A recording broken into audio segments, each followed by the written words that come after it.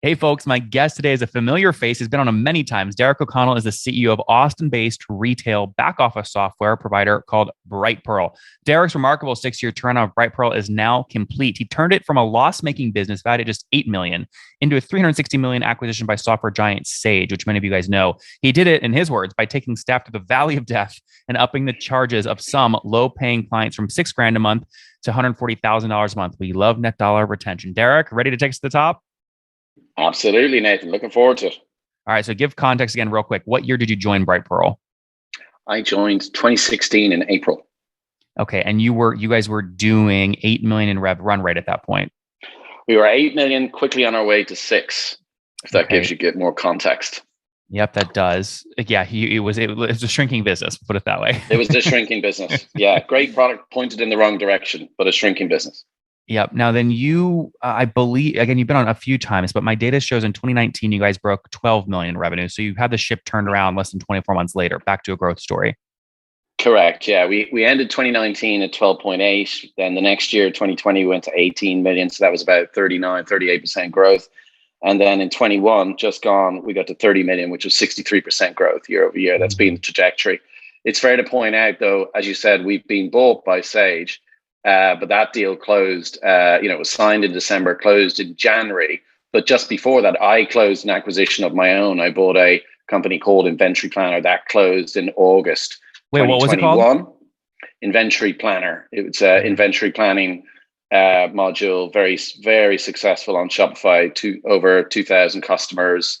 But, great product pointed in the wrong direction. So I wanted to roll that into the momentum we had and go to market. So we got to 30 million in 2021, but obviously that was combined, right? So organically, BrightPearl got to 25.5, and then the 4.5 came from the acquisition that we made. So the group got to 30 million at the end, which was key. Now, we were obviously a very successful partner of Inventory Planner at that time, or by that time. What multiple did you pay for BrightPearl back in what I guess it was November? Pay for BrightPearl, or sorry, for Inventory Planner. You can do a lot of these calls, so yeah.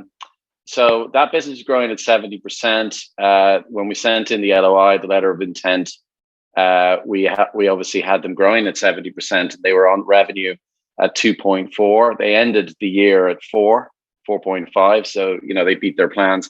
The multiple that we paid, because they were pre-scale, was around about 3.1 times 3.1 revenue, because they were subscale and they were a technology only team. Great guys, great team, but really couldn't answer the question, how do I get to 10 million? How do I get it to 50 million?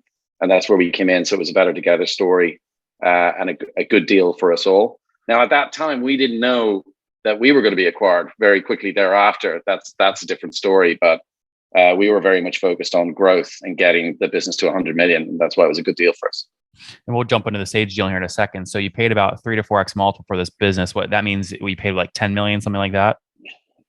You can do the math. Yeah. Just over that with, but it was typical deal structure, cash, and then business of that size, we needed to make sure that certain security and technical remediation would be able to be in place so that it could scale if people left the business. So they were in there. So it was a deal where it was cash and then remediation. You complete that, you get the rest of the cash. But yeah, 3 times revenue is what we paid, just over.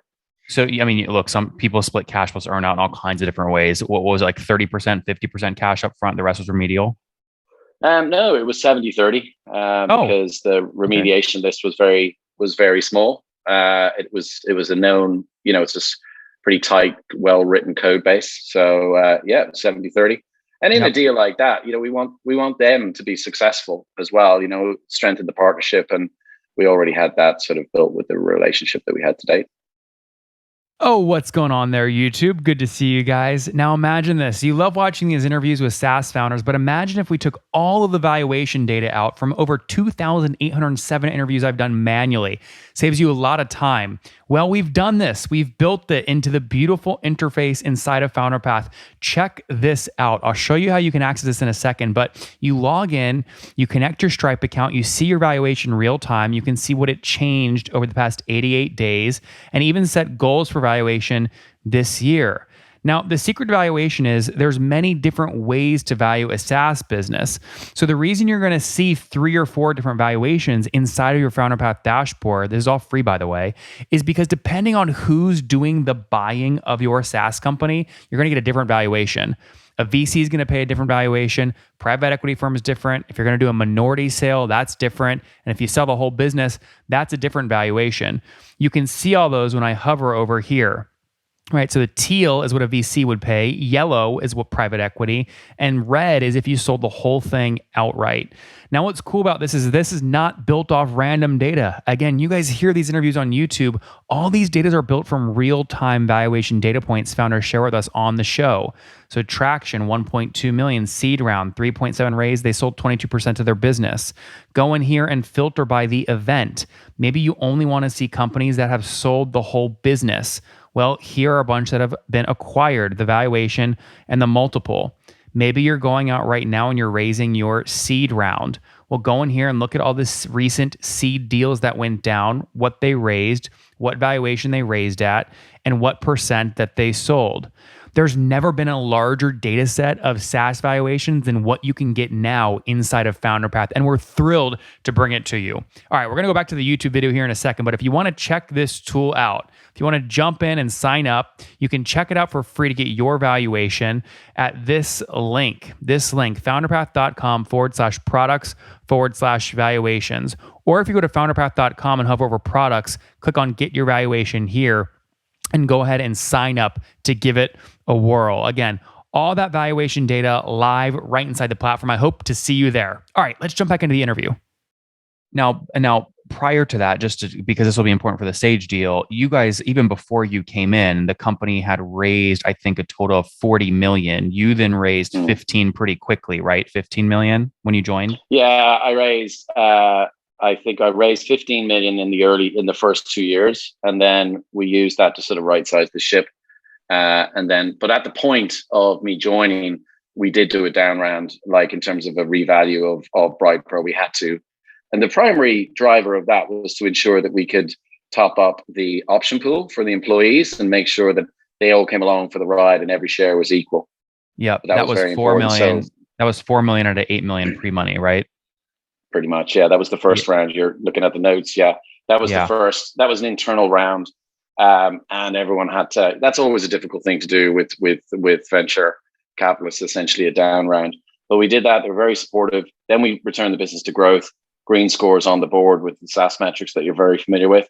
Then we did 15 million. We brought in some secondary funds, a crowd called Scipio, great bunch of guys out of Germany, and Verdane, which was another secondary fund. And then on top of that, we brought in a strategic investor, which was called Sage. And altogether, we raised 30 million about 14 months ago with those guys. And then we used that money to further accelerate the business, to buy Venture Planner. And then through a couple of factors outside of our control, we got to a point where Sage made an offer for the business in late last year, which we accepted. Let me break that down really quick. The 15 million you did in 2018, once the scoreboard was green again, your turnaround was just starting to take off, right? You could tell a good story. Correct. That 15 million round was at what valuation? Do you remember? I don't remember that. Okay. Then the more recent one you just broke down, if you raised about 34 million total, what portion of that was secondary? No, so they were secondary funds. So no secondary. All the money went on the balance sheet. Yeah, all the money went on the balance sheet. They were just secondary funds because one of my original investors, before I joined, they wrapped up their fund. They had to close their fund. So they sold out to a secondary. They sold out to Verdane. They were called Eden. Great bunch of guys. Timing wasn't right for them. They sold out to Eden. So it was all money onto the balance sheet, but they are secondary fund specialists typically. They like to buy in at that point. And that valuation was what, like 140 pre, 150, something like that? Yeah, a little bit lower. It's around about 130. Yeah. Pretty interesting. Okay, cool. By the way, was that a fair valuation back then when you did it? Did you feel good about it? We did actually, because of the terms. It was a flat cap table. Nothing onerous in the terms, which is obviously very valuable. And I could see that all the employees would do very well once we had an exit. So, since I joined BrightPearl, it's all been about cleaning up the cap table and making sure that everyone has a good exit, shareholders and employees. And that's what was pretty dear to me. So we got that done. Let's loop in the Sage sort of thread here now. So of the $30 million round, how much was Sage's money? They were in for from memory, about $17 million. Okay, so call it a little more than half. That total round at a 130 pre-money valuation means you sold about 18%. So Sage bought about 10% of the business then in that deal. Yeah, just over. It's 10.8 or 10.9 from memory, but yeah.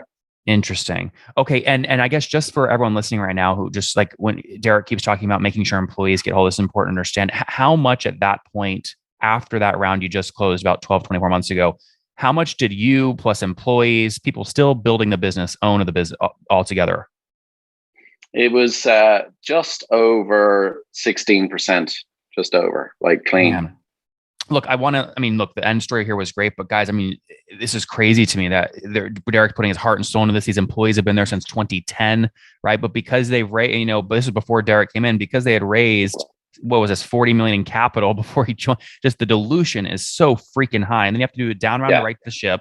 Then the Series C, which was great strategically, but again, down to 16%. But then things change a little bit, right? So you had no idea the Sage deal was happening. Tell me how it happened. Did they reach out to you? You reach out to them? What happened? So when we raised the 30 million, the headline was, guys, we're raising this money to grow the business, obviously, but we do run the risk of winning the battle, losing the war. And there was a lot of money coming into our market. So we always had a plan. In early 2022, we'd go to market and raise $120 million. That was very clear to the board. So it was this 2-stage process. 30 in, get a product out to market with Sage, and then do the 120 early 2022. Mm-hmm. What happened was one of our competitors in the UK market went to market looking for funds, and they ended up doing a majority transaction with a bunch of private equity firms, but it became competitive. So there was four large private equity firms bidding on the competitor around about July 2021. We're oblivious to this. We're off executing, but obviously they go out and interview all the customers who buy a solution like ours. And those customers and partners validated BrightPearl's solution fit as a leader in the market. Of the 4 private equity, only one won the deal, obviously. And that meant 3 private equity firms were there with all their theses. They'd spend probably $250,000, $400,000 to research the market. The thesis was good. They were ready to go. They approached us and said, hey, we are very interested in this space. We believe it's got a lot of potential. And they started making proactive offers to us. And we obviously had to take that on board. So we formed a subcommittee with the help of our chairman, who was excellent, a guy called Morris Helfgott. Couldn't have done it without him. And then basically we still had the corporate bank that we'd used, a guy called Rory O'Sullivan over at Page Mill and his colleague Nihal. And they were still on board from the 30 million. So they were there because we always said we were going to raise 120. So when the inbounds came in, we were able to keep our integrity, direct the inbounds to the bank. And then that's how things accelerated very quickly. And the reason why Sage bought us at the end of the day is they compete with NetSuite. So do we. But it's no secret that if you go to their website, you don't see a sector specific solution for retail. But obviously we are a sector specific solution for retail. So it was very much a logical marriage. They plugged us into Sage Intacct as the new retail and e-commerce group. So they didn't want it to go elsewhere. And so a little bit of luck in there in terms of timing as we were obviously executing, putting scores on the board. But, you always need a bit of luck, Nathan, eh? Oh, I'd rather be lucky than smart. We'll put it that way, right? Now, just to sum this up, this is a great sort of story about value creation, right? Because you did value creation here a bunch of different ways. The first one was you buy $4 million of ARR for a 3x multiple, and then effectively you, less than a year later, get an 11x multiple on your sale, right? So there's arbitrage there on the acquisition you did. But the second part is you grew organically from 18 million to 25 million in BrightPearl sort of central, the main company, right? And so the valuation they paid on this deal, I think was, what was it, 340 million total? 360 enterprise value and then some separate retention stuff on top. But enterprise value in terms of equity was 360, which everyone was very happy with. That's great. Yeah. And so basically Sage needed to pony up money to buy about 80% that they didn't own of BrightPearl. 83% Okay. from memory on the cap table. So 299, I think they paid up to complete the deal. Yep, 299 million euros, about 266 million US Dollars. No, dollars. dollars. No, I'm talking Okay, so dollars. that report. Okay, got it. $299. Yeah. $299. You're right. You're right. Sorry, I read that research wrong. 299. It's about call it $300 million, right, to buy that. Now, where did they get the other? We just talked about how they got a 10% stake in the last round. Where did they get the other 7%? Was that way back before you joined? No, so they only bought in 10%. Maybe I got the math there wrong. They only bought when we did the 30 million round. They bought in just over 11%. They got about 11% of the business at that stage. Maybe my numbers are so. Yeah, so they no, weren't. It's not your numbers. The public reporting said that Sage's own reporting said that they bought the other 83% they didn't own, which mean they own 17% already. I'm just trying to add that up. Yeah, no, you're correct, and I'm wrong. Apologies, you're correct. Yeah. So they bought more than in the Series Seed. They bought 17. Yeah, they bought 17%. If that's what their report says, well, that's what their report says. What I'm trying to get to is you didn't have a relationship with. They weren't on the cap table before that last round, that 30 million round, right? No, they weren't. Yeah. Did you bring them in? Yeah, we did. We formed relationships with them through a number of channels, and they approached us from a corp dev perspective. So it was a very logical agreement because I wanted to raise money to build a better accounting solution within BrightPearl, specifically designed for retail. But when I looked at it, the cost of doing that and having a clear idea of what the strategy was to win in a highly commoditized market didn't really make sense. So for me, it was like, well, why should we build this? Let's go and partner for it and get distribution on the back end as well. And that was the logic, and that's why we approached the Sage team. So what are you doing now? Well, I'm focused to Sage, and we get access to distribution, and that's the key thing. You've got a small company that's 30 million growing. We make decisions fast, and we make them based on data and people's instinct, and then you're plugging that into a larger organization. And I've been through a number of, back in the days when I worked at a company called Symantec, I was the sort of land and expand for their acquisitions. So we did about 7 acquisitions into the big mothership. And we know the challenges that arise is all about relevance. How do you get a $30 million machine relevant to a business that turns over 2.3 billion? You know what I mean? So that's really what we're all focused on, is helping the team create that land and expand pad within the big company. And then obviously get access to distribution and accelerate back up to 60, 70, 80% growth, because obviously market penetration is still under 4% for our type of solution when we look at the people we can sell to. So that's what I'm going to be doing. I'm very much focused on that. And I think there's a huge amount of potential to bring the solution to customers and give the employees the career development that they really did earn. So I'm going nowhere. I'm very focused. And it's been a ride. Thanks for following us. I love that. All right, guys. On that note, let's wrap up here with Derek. Derek, number 1, favorite business book? Business book. Sorry, not reading one at the moment, but I would recommend Breathe by James Nestor, The New Science of a Lost Art. Really cool book for making decisions in a busy world. Number 2, is there a CEO you're following or studying? Frank Slotman, definitely. He's amazing in terms of what he's doing, and he's also sort of similar age to myself. That's important. It's amazing when he's done with Snowflake. You guys are very similar, actually. It's amazing when he's done with Snowflake. Number 3. Oh my God, he's amazing. Right? I mean, number 3. Amazing. Favorite online tool, Derek, for building BrightPearl? I've only started using it, but I'm really impressed with Microsoft Teams. It's amazing what they've done. Large corporate, they've innovated that product, and it's really, really good. So yeah. Number 4, how many hours of sleep are you getting these days? Same as last year and the year before, 8 to 9. I sleep well. That's good. He's sleeping. Now he's in the French Riviera, enjoying a little bit of a retreat off the back. I'm not on the Riviera. Come on, don't set me up like that. Okay. I'm in the Luberon. It's much more civilized down here. Much more civilized. All right. And did you celebrate a birthday since we last spoke? You 53 now? Jeepers. Yeah, going on 54 in June this year. But still acting like a 30-year-old. That's great. Still 2 kids.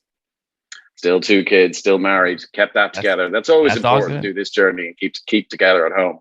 That's very important. Last question, Derek, something you wish you knew when you were 20. Oh God, I don't party so much. in my 20s. I partied too much in my 20s. I should have been head down working. Yeah, I'm sorry, I didn't think about that question. But no, I think that's a great answer. That's my answer. I just guys, there you have it. Get stuck Derek, in. Life's short. Derek joined BrightPearl in 2016. They'd already raised about $40 million, but they were going down, right? They were at $8 million in revenue, going down to $6 million. He came in, turned it around, raised it down round, had to right the ship, raised $4 million on $8 million back in 2016 to get it going again, broke $12 million in revenue the year after that, raised a $15 million round to keep growing. Fast forward up into 2021, they were break about $30 million in revenue on the back of a $4 million AR acquisition they did. And then right on the back of that, called a month later, Sage came in bottom for a total enterprise value of $360 million. Cash component of that was $300 million because Sage already owned about 17%. Now he's happily building BrightPearl inside of Sage. We'll see what happens next. Derek, thanks for taking us to the top. Cheers. One more thing before you go. We have a brand new show every Thursday at 1 p.m. Central. It's called Shark Tank for SaaS. We call it Deal or Bust. One founder comes on, 3 hungry buyers, they try and do a deal live, and the founder shares back-end dashboards, their expenses, their revenue, ARPU, CAC, LTV, you name it, they share it. And the buyers try and make a deal live. It is fun to watch every Thursday, 1 p.m. Central. Additionally, remember, these recorded founder interviews go live. We release them here on YouTube every day at 2 p.m. Central. To make sure you don't miss any of that, make sure you click the subscribe button below here on YouTube, the big red button, and then click the little bell notification to make sure you get notifications when we do go live. I wouldn't want you to miss breaking news in the SaaS world, whether it's an acquisition, a big fundraise, a big sale, a big profitability statement, or something else. I don't want you to miss it. Additionally, if you want to take this conversation deeper and further, we have by far the largest private Slack community for B2B SaaS founders. You want to get in there. We've probably talked about your tool if you're running a company or your firm if you're investing. You can go in there and quickly search and see what people are saying. Sign up for that at nathanlatka.com/Slack. In the meantime, I'm hanging out with you here on YouTube. I'll be in the comments for the next 30 minutes. Feel free to let me know what you thought about this episode. And if you enjoyed it, click the thumbs up. We get a lot of haters that are mad at how aggressive I am on these shows, but I do it so that we can all learn. We have to counter those people. We got to push them away. Click the thumbs up below to counter them and know that I appreciate your guys' support. All right, I'll be in the comments. See ya.